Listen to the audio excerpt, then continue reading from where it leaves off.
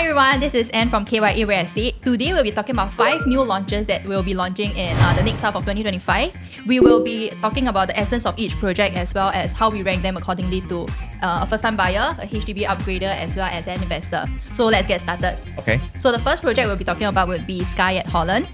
It is coming up really soon. Tentative preview is on 27 September. Yeah, so by the time you viewers are watching this, probably in 3 weeks time, it will be launched. So let's talk a bit about Skye At Holland. So what we know about Skye At Holland is that it is a very popular project. Even Yes. like during agent preview, all the agents are going down, and I feel that there is a reason to why it is lah. It is just beside One Holland Village. Previously, we know that One Holland Village, the transacted price during launch day is about 3,000. Yeah. And it is because the bid price in 2018 is about 1,888. Right now, for the current project, which is Skye At Holland, the bidded price is about 1.285, and that is actually a very big difference from the project that's just beside. Yeah. And what I know is for the project, even though it's just TOP in 2025, right, there's only one transaction and the PSF went all the way up to 3,700 plus. Yeah, right. Yep. So one thing that we were talking about this case with other agents, and what they say is that, hey, this place nobody's selling So what they say is because everybody like this place lah. That's why there's Nobody's selling it is not enough, as in nobody Correct. is listing So basically, their I would say everybody is quite fearful in a way as of now because the only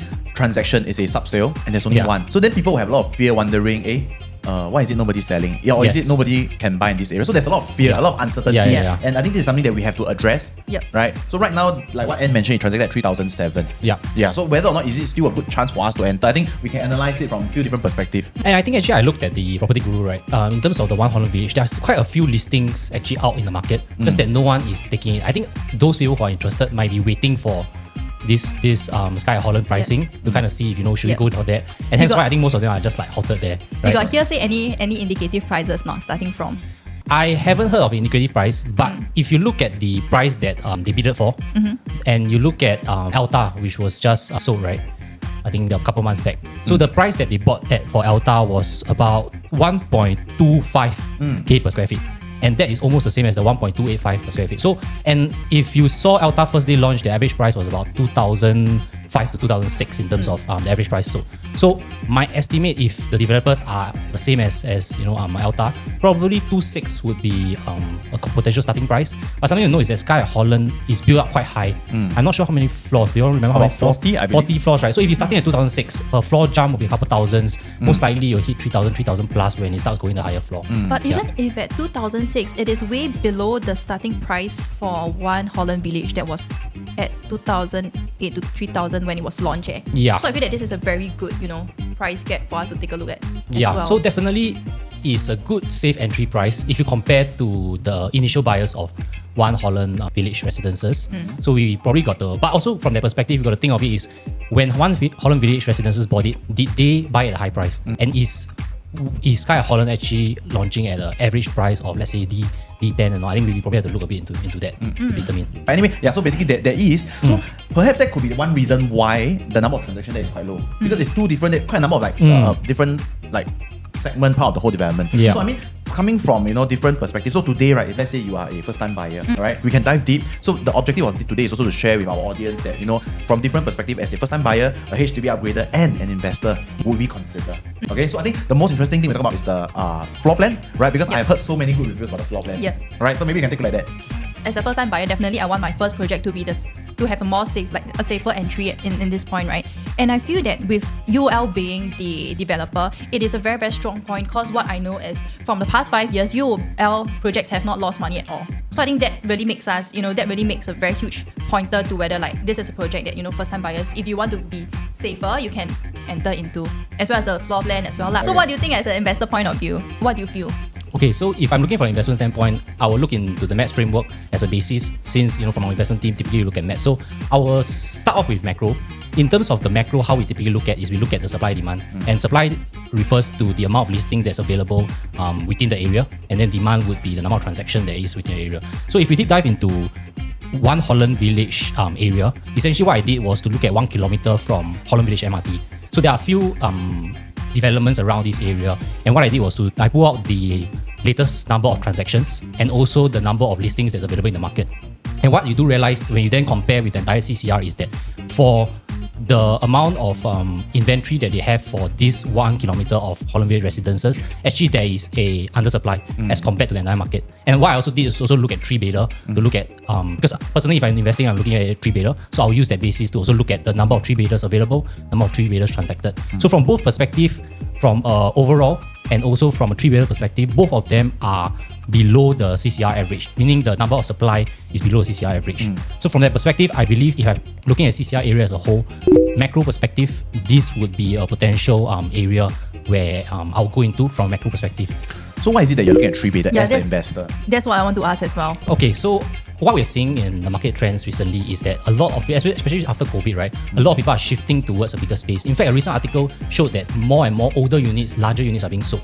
I guess because older units are priced more sensitively, a lot cheaper than the newer units. But as a result, you compromise on the age and stuff like that. But you do get a bigger space. So we are seeing more and more trends shifting where people are willing to sacrifice how new the development is to go for bigger space. So from a safe exit in the future where there is lesser units available, I will go for a 3 beta just so that I have an easier exit where there's lesser people trying to sell, because most people who buy 3 betas are mostly own stayers.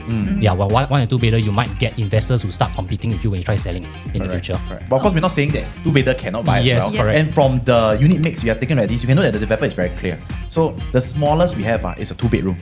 Yep. Right. So seeing the dynamics of how Singapore is moving, you can tell that at the end of the day, even a small family of 3 can also buy a 2-bedroom. Yes, correct. Right to say that. And now 2 betas are being a lot more efficient, right? So you can definitely, even feed a helper, feed a few family members. Correct. So we're seeing because of the harmonization, more and more 2 betas are being more livable for bigger area, bigger space as well. Yes. So as for myself, right, speaking about my perspective as a HDB upgrader, I would definitely consider this particular project. One reason is very funny, don't judge me. My wife always come here for waxing.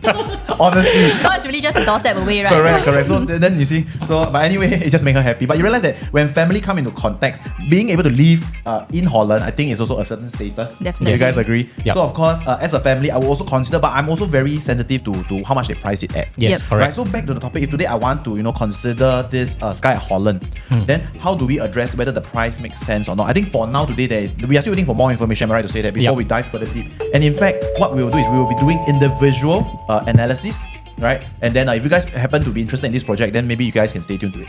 Yep. So maybe in terms of the price gap, right? What I would base it on to determine whether it's a good price to enter, right, is 1 Holland Village residence, like what we mentioned. So you mentioned earlier, right? Previous transacted price has gone up to 3,700. On average, I think it's about 2007 to 2008. You can see. Depends on the height level. And we also have Leiden residence, which is not too far, but that's a freehold. It's a 2015 TOP. But the transactions around there is about 2007, 2008. Yep. And for a quite old unit, albeit is freehold. So from that perspective, I think 2006, 2007 would be a safe entry, because I will look at how much do I want to sell in the future. So if I buy at say 2006, 2007 and I do sell at 3,000 per square feet, which is the price that 1 Holland Village residence transacted for, right? Personally, I feel that would be a safe margin of entry as compared to buying something at all-time high. Then am I sure that in the future people will want to buy when I exit at 300 per square feet higher than the all-time high? Right. Yeah, so that would be a bit of worry for me. But for Skye At Holland, I think it's really safe if the pricing is done right. So next one that we have will be Faber Residence. Yes. So that will be launched in the start of October, right? I think Faber Residence and Penrith, which is the third project we're talking about, they're both launching at the same time. Yes. So maybe let's start off with Faber. Yeah, sure. So speaking about Faber Residence, it is more towards the west side. Yes. Okay, so it is near a few of the common projects that we all know, Park Riviera, Twin View, Whistler, Grand. So the advantage about this, if you guys notice, a lot of areas getting lesser and lesser of something. GFA harmonized project, the first GFA harmonized project. You see, the upcoming projects are in different areas, and in fact, this is one of the, I would say, last few areas that is the first GFA project being launched in the area. And along the way in the future, you will be probably the second one or the third one, and all this is very important. I think it's a little bit confusing to why GFA makes such a big difference. But I think in the developer's point of view, because government is doing this GFA harmonization thing, which is like it's like a compulsory thing, right? That's when developers is uncertainty towards like how much the land should be bidded at and all. Correct. That's why recently all the lands are being bidded at a lower price, and this gives us a very good opportunity to enter right now. Correct. So anyway, about this project, right, nearby, of course, we have, like we say, Park Riviera, TOP 2020, right, 752 units, Twin View, 2022, 520 units, Whistler Grand, 2022 as well, 716. So if we take a look closer, in fact, the developer that got this was Guoco Land, right, and TID. So the per square foot per plot ratio is about 900. So the interesting thing is that Guoco Land recently just had a very successful launch. Yes. Which was Springleaf Residence, Yes. right, and 92% sold. Correct. Right. Yeah. So from this, okay, I think you can tell that Coco Land has a very it's very strategic when it comes to pricing their project, and they will also want to build on this It's like a momentum, you see. I sell 92%. As a company's perspective, the next one, how much do I want to sell? Can I say at least above 90%? So it's important for me to price it correctly. So if you ask me today, 2,000 is considered cheap. I can say it's considered cheap. Because when we say cheap, what are we comparing to? We're comparing to the nearby new launches market. And don't forget, people, this is a GFA harmonized project. So if we want to compare to those projects that you just mentioned above, we have to do this balancing. Right? We have to either bring back to pre-harmonization. Right? Aside from that, if we take a look at Faber Residence, I love it because the unit mix, 80% are meant for family. Only 20% are 2 bedrooms. I'm not saying that 2 bedroom cannot. 2 bedroom, in fact, you still can. Correct, but of course, I think the layout is not out yet as of now. So if let's say it's a 2 bed, 2 bath, potentially this is meant for family. So this is very important because at the end of the day, who is the one giving you the profit? Most profit actually comes from HDB upgrader. They want to buy somewhere where they love to stay. They want to buy somewhere where it fits their needs. So as a family, as a HDB upgrader, these are the kind of things that I will take a look at, because I don't want to buy a project where majority 50% are one bedder. Then the most likely one bedder are for investment. So what happens is that there's a lot of tenant, there's a lot of like moving in and out almost on a day-to-day basis. I think these are the things that as a family oriented, a direction that we're looking at, maybe I won't be so towards that direction. So in terms of the supply and demand, what do you think about this area? Okay, personally, so we did the same analysis to look at the macro for this area, right? So what you realize the similarity between Twinview, Park Rivera, and also Faber Residence is that they're 1 kilometer from Nanhua Primary. Nanhua Primary is one of the most popular primary school. And because of that, basically you need to be 1 kilometer distance, otherwise you don't have a chance to even ballot or get seats. So most of say tenants or even homeowners do buy just for that purpose. Unfortunately, this area wouldn't have any nearby MRTs. But I mean, if you look at Park Rivera, Twinview and all, they still make sizable profits even though they're not near MRT. So from a macro standpoint, what we did was we looked at the overall inventory, specifically the supply demand for 1 kilometer from Nanhua as compared to the OCR region as a whole. Surprisingly, even though there were no nearby MRT, right, the demand is higher as compared to the OCR region average. So we did the same analysis for 3-bedroom with the same method, and it also indicated an undersupply compared to OCR region. What this means is that if you actually buy into Faber Residence and you want to exit in the future, you should be able to exit comfortably without needing to compete with an oversupply. But that being said, Faber Residences only has 399 units. It's a good number, but of which only 20% are 2-bedroom. So I want to be cautious about being able to make a quick exit if I'm getting a 2-bedder here specifically, because there might not be enough transaction volume for price to achieve what we call price acceptance. I'll share an example, right, to illustrate. If people see 10 plus transactions at say 2008 per square foot as compared to 2 plus transactions at 2008 per square feet, there's a higher chance that psychologically buyers trust the 10 transactions as compared to 2, which could be an anomaly. Right. So basically, what I hear from you is that this area you can consider if your investment cycle, you are looking at say 8 years. Can consider. If you're looking at just really pure 3 to 4 years, then you would probably there will be better options out there for you. Yes, correct. Yes, so it really depends on our clients. How long are they looking? Some people just I want to buy 8 years. My kid finished maybe Nanhua Primary School and I'm off. Then I think can consider. Yes, correct to say that. For those who want like a home investment where they want to earn profit at the same time they want to have stay in the area, then that could be a potential. Right. Then got to really time nicely in the sense that when do you register your kid? Then you have to apply. So everything has to plan ahead basically.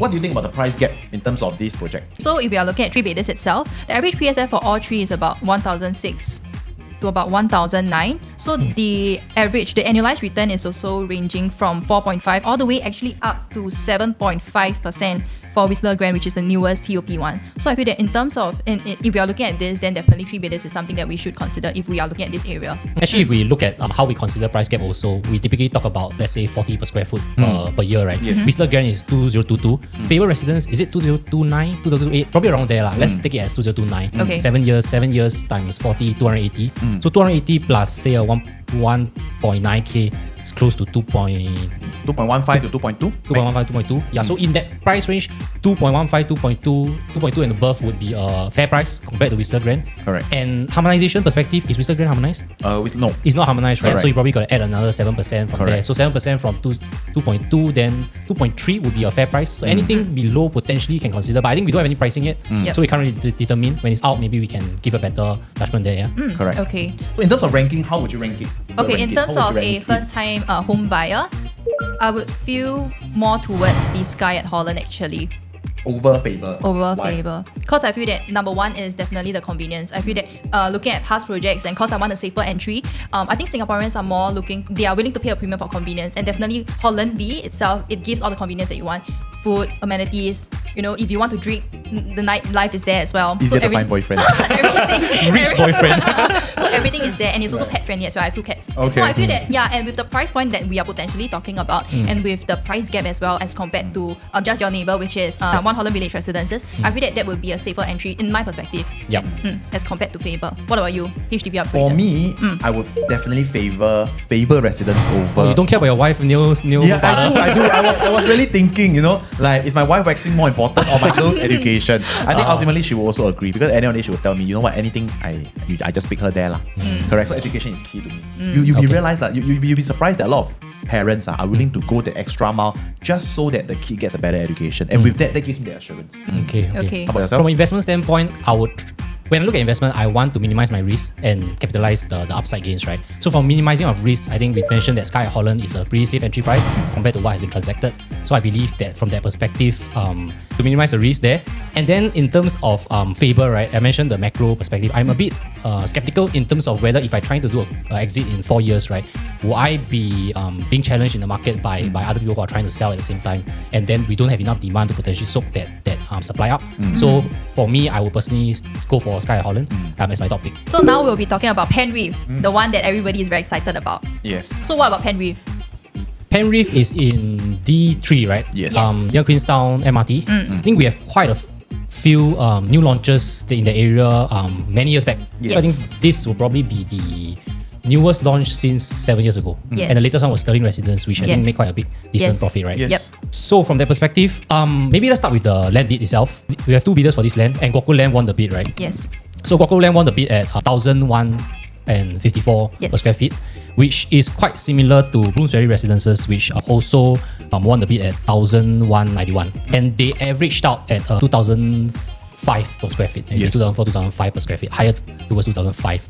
So from that perspective, potentially Penrith might launch at 2005, but what we're hearing on the ground is it might even go to 2006 as starting price. So maybe let's use 2005, 2006 as a gauge in terms of whether will we consider this unit. Plus right now Sterling Residences, I think the average PSF is at 2.6, 2.7 already, and that is a 2022 project itself, and it's still doing very, very well. Right. In fact, I do have clients that come forward and ask me, you know what, Kenneth, I have a unit at Sterling today. Yeah.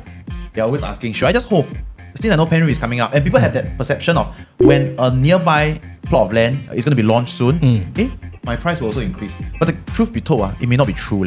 People always think this is like, you know, is it going to happen this way? Actually, the answer is no, right? Because we have done our analysis to show that when a new launch project is being launched, what happens is that the nearby projects actually suffer a little bit, at least for 2 quarters, right? So what happens is that, is this a time for them to actually really take a closer look? Should they be selling? In fact, now just before the launch, I can say it's the best.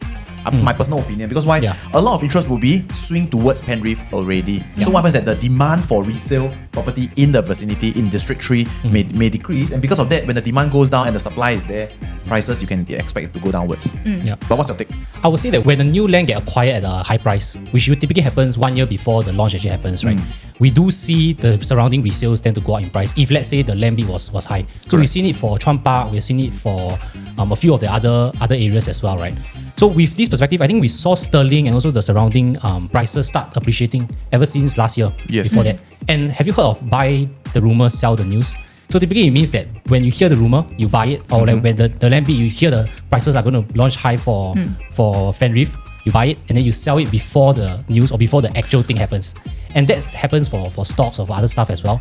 And I think it applies the same since we look at other projects. Typically what happens is like what Kenneth mentioned, most of the demand do get shifted towards this new launch, and the surrounding resales then get left maybe overhanging for a while, at least a couple of 1-2 quarters until the demand come back. Correct.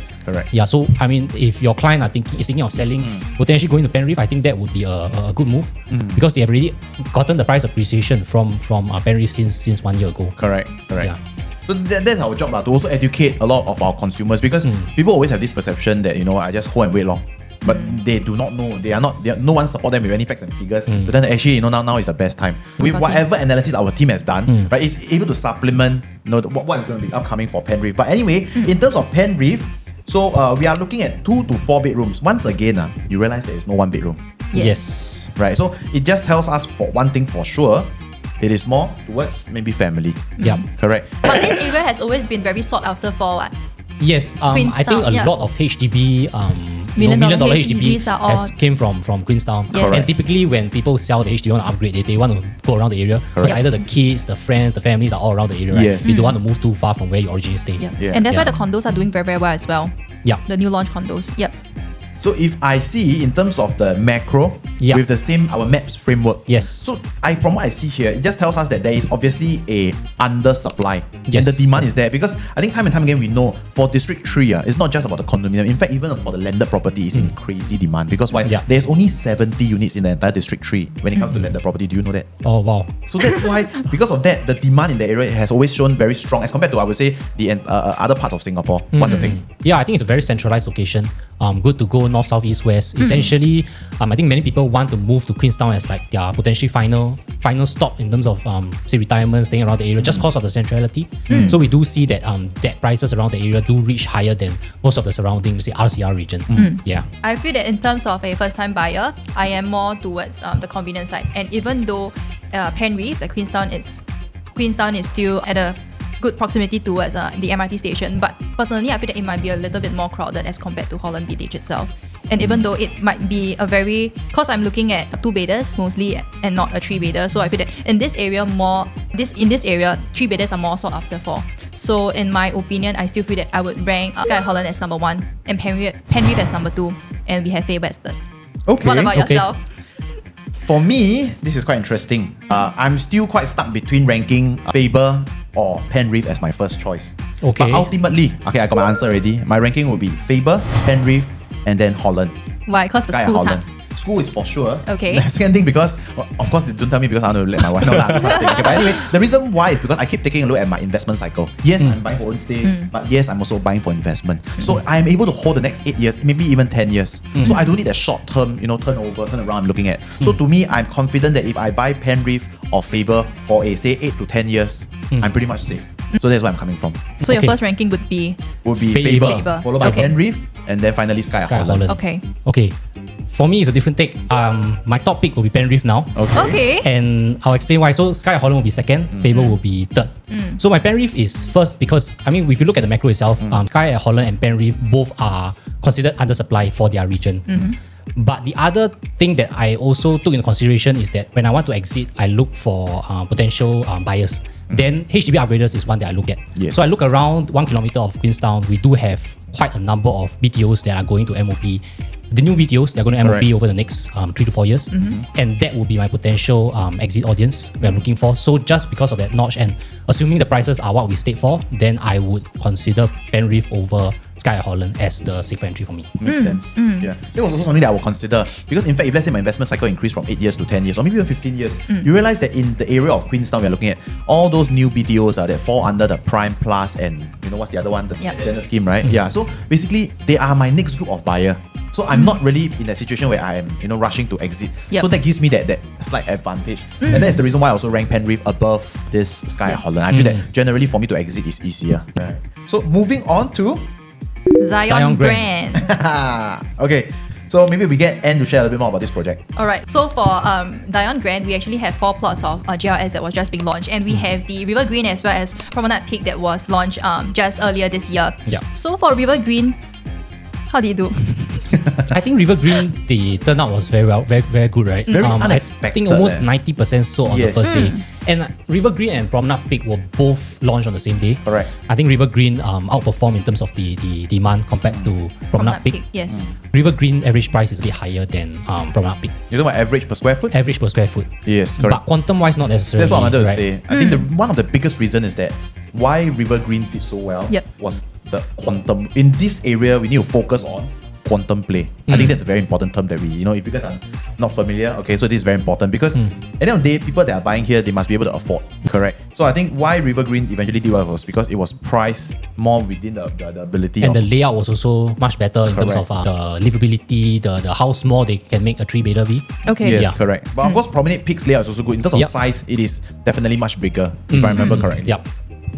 So of course, we have another parcel B, which was awarded in February 2025, which is this year. Yep. And probably we are looking at next year will be the launch. Yeah. Yep. Yeah. So at least we know that we are not the last plot right? Up and coming, there will still be new projects coming in this area. And talking about Zyon Grand, right? It's by CDL. Yep. Yes. They're looking at 1,202 per square foot. Which is cheaper, right? Yeah, Than the previous Correct. two. River Green, Promenade Peak. But something to note is that we only had one bidder. Do you know why we only had one bidder? I have no idea. Because this is actually one of the few that requires a rental apartment, like service apartment. So they Okay. do have 290 rental apartments that would have to be built alongside that. And not many developers want to take on such a project. And the reason is because for rental apartments, they only can get rent. They can't sell it. It's not like a new land. Once they sell the unit, they can take the money and buy another land, right? So they would have to take the risk of having that 290 slowly get returns. It's like a dividend play compared to, let's say, a quick cash out play for this Okay. developer. So not many developers are willing to do that. Tend to be the bigger ones, and CDL in this case took that on. But they managed to get it cheaper as a result of that, That's right? true. I mean, obviously, this shows how financially strong CDL is, lah. Yep. Correct to say, because from what you're telling me, it means that CDL would be the landlord for this service apartment. Yeah, Am I right to say that? exactly. Interesting. So, I mean, if you ask me talking about Zyon Grand, okay, now that River Green has performed so well, then the first question that I'll be thinking about is, are there still any more buyers that is willing to buy into Zyon Grand? Yeah. Because if we see Zyon Grand, basically, the first thing I can think of is what?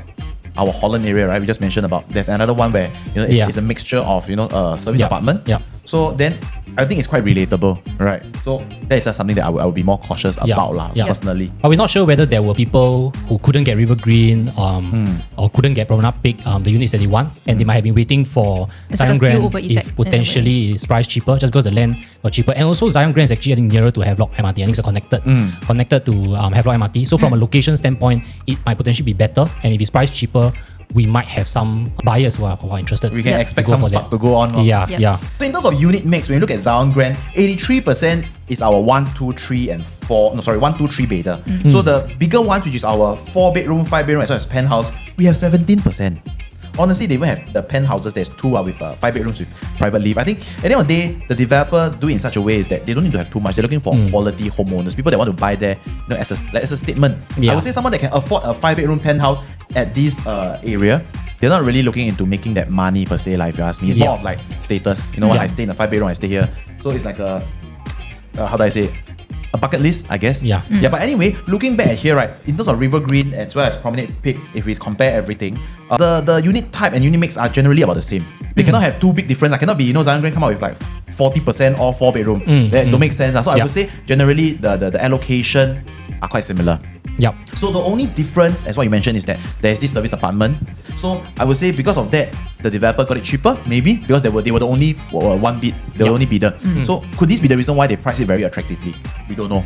Yep. So we shall only stay tuned to find out. Am I right? Yeah. Okay. So for supply itself, Zyon Grand is 1 kilometer from Havelock MRT. In fact, it's next to Havelock MRT. So as a proxy of the demand around the area in Havelock MRT, what I did was to look at 1 kilometer from Havelock MRT, the surrounding area, and we do realize that there is a bit of an oversupply, and that is in comparison to the entire CCR area. Correct. But that being said, having oversupply doesn't mean that you can't make a profit. It could mean that it will be a bit slower to exit. If the pricing of the developers is good, for example, you buy it at 2,000 per square feet.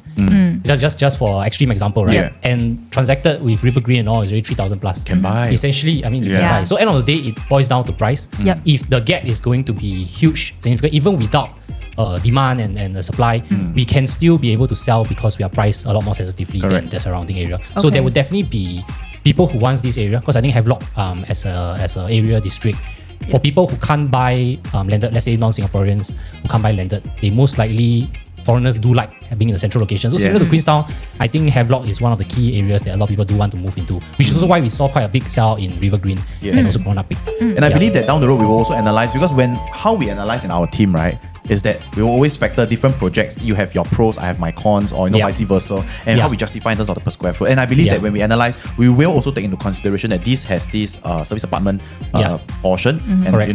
what is the right price that in fact what is the walkaway price that we Yeah. should be looking at. So I think every development has different people that they cater to. So end of the day, really depending on what our clients have in terms of their time horizon, Yes. whether they want for home investment or what, we can cater according to it. But let's go into then end.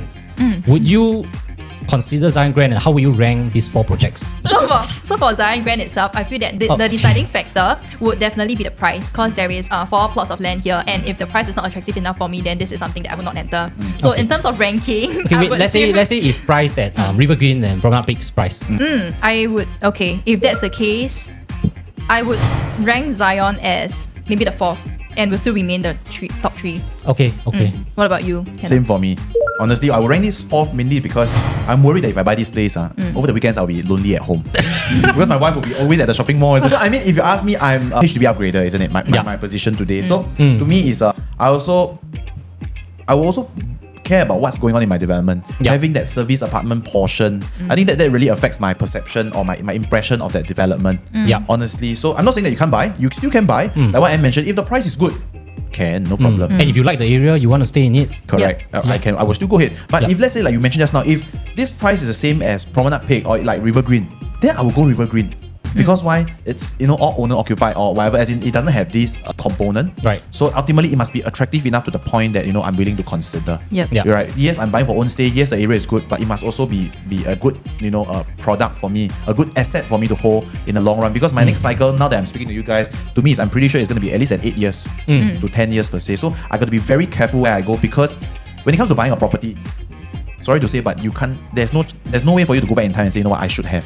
So every step along the way, we got to be very careful.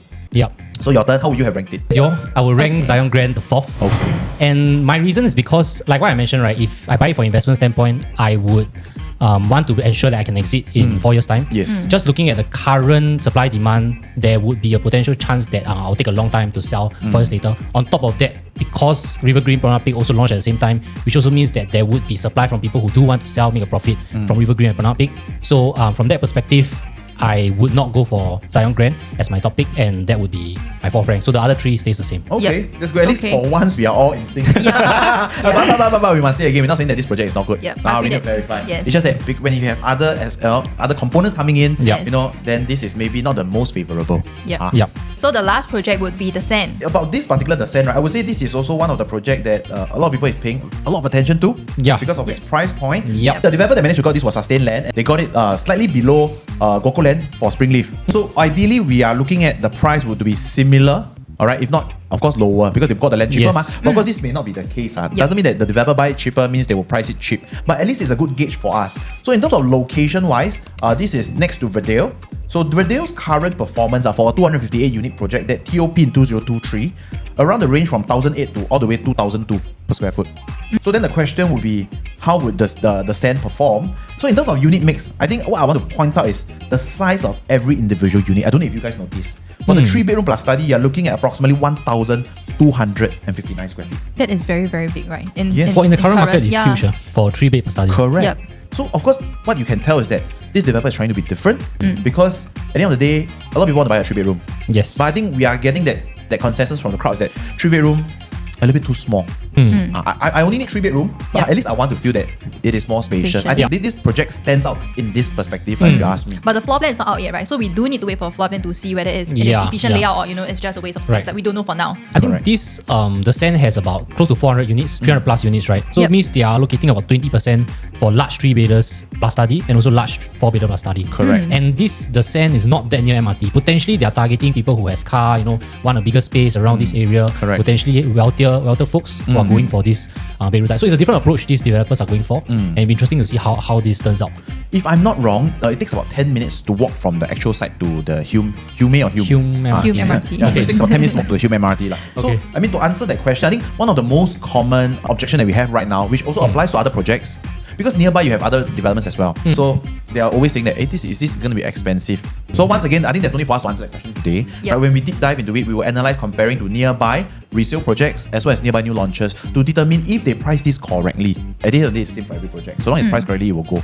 But what I'm more concerned about is the size of it. Is it within the affordability of the people? You get what I mean? Per square foot can be attractive, but because of its size, the quantum may be huge. Yes. So, but of course, like you say, living all the richer folks that are staying nearby, to them, I mean, it may not be an issue. So it really depends on the direction that this particular developer is heading towards to. So in terms of the macro, what do you think? So the macro, what I did was to look at 1 kilometer from Beauty World. Just nice, this is almost going out of 1 kilometer, but it's still within that area. From that perspective, we do see that there is a undersupply in the market for this 1 kilometer from Beauty World and also 3 beders in this area.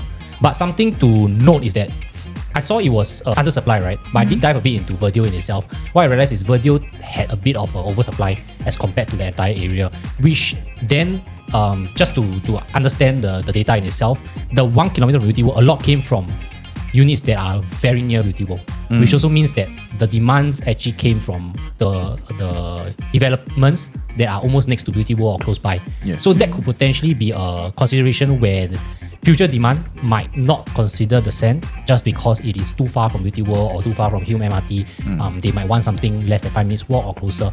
So similar to Zyon Grand, where macro will be a potential worry when I'm trying to exit in the future. So in terms of price gap, of course, the only one we can compare to, which is Verdale, which is the closest, literally next to the sand, TOP in 2023. So what we have seen so far, so for Verdale itself, it comprises of 1, 2, 3 bedrooms.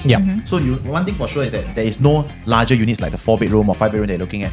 So on average, they are making, I would say, quite healthy profit. If you're looking at the 3 bedroom, about $370,000, and then for the 2 bedroom, a little bit shy of 170K. So generally, any other, generally for myself, right, I believe in the Thomson East Coast. That's downtown line. Okay, so generally for myself, I believe in the downtown line story. So if you take a look at downtown line, so someone wise once told me that the downtown line is the fishbone of the entire Singapore. And what is so interesting about the downtown line is that just a few stops above, you're looking at the OCR. And a few stops down, you're moving to the Beauty World, which is our RCR.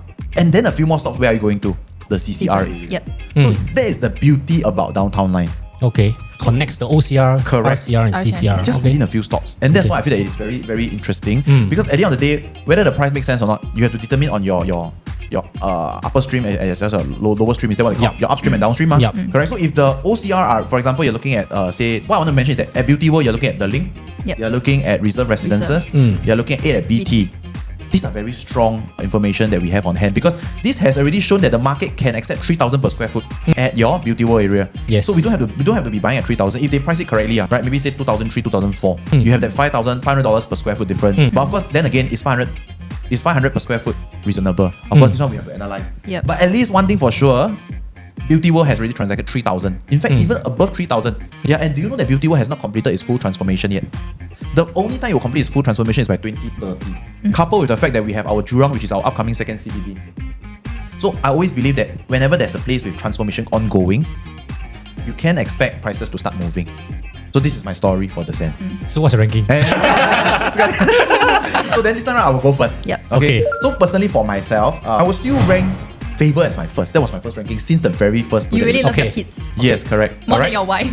Okay, then the second one I would go for would be, what was it? Penrith. Yeah. Okay. So my ranking would be Faber, Penrith. I'm waiting for the sand. Oh, wow. Why? The sand. Followed by Skye At Holland and then Zyon Grand. So the reason why I rank the sand there, because I'm really coming from a perspective. If you guys know me, right? Big family. Yeah.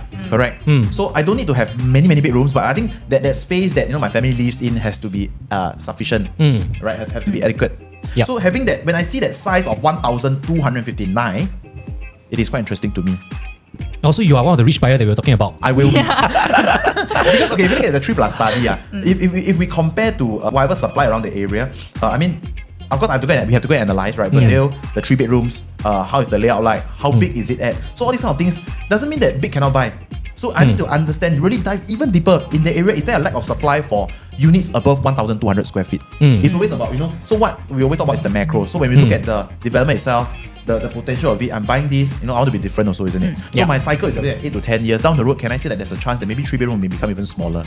And we know one thing for sure is that people want bigger and bigger unit. So being one of the bigger 3 bedroom, being one of the newest, that's something that I would see, I'll be more inclined to. I mean, generally, I feel that whatever they price here, maybe I can get a 3+ study here. Maybe for, say, Zyon Grand, I get maybe 3 bedroom.